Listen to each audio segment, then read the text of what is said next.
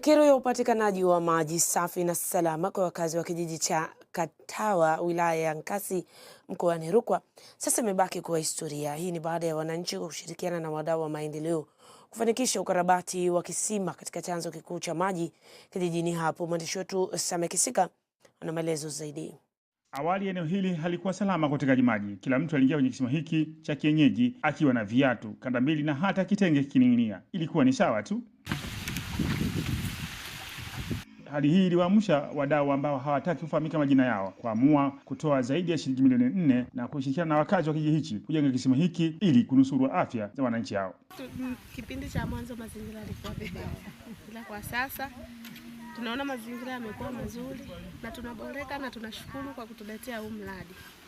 Tunashukuru sana na tutautunza na tutaendelea kuutunza sisi kama akina mama tunaochota maji hapa. Kwa kweli nimefurahi, chanzo cha maji ni kizuri. Tunamshukuru aliyekuja kukifanyia research na mpaka chanzo cha maji kimekuwa kizuri. Kwa kweli tunashukuru sana, Mungu ambariki. Tunapoangalia hapa ni sehemu nzuri, walikuwa wanakanyaga maji lakini wametoa kule kwenye maji wameleta kwenye shikafu.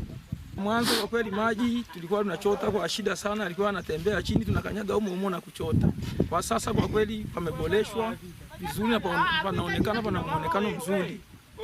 Mwenyekiti wa kijiji hiki cha Katawa, Sabat Mboga Mchungu, anasema kuwa mradi huu ni ukombozi kwao kutokana na adha waliokuwa wakipitia zaidi ya wakazi 6400 waliopo kijijini hapo.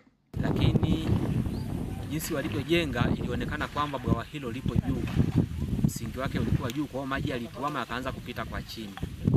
Ndipo tulipopata tena wataalamu wengine ambao wapo wanaoshughulika hapa, ambapo wamekuja kuboresha kwa kujenga vizuri. Sisi kama wananchi tumeupokea, tunashukuru kwa kutuletea mradi huu, kwa sababu unaonekana ni mradi utakaotusaidia. Asilimia kubwa, karibia 70% ya kijiji hiki kinategemea maji hapa.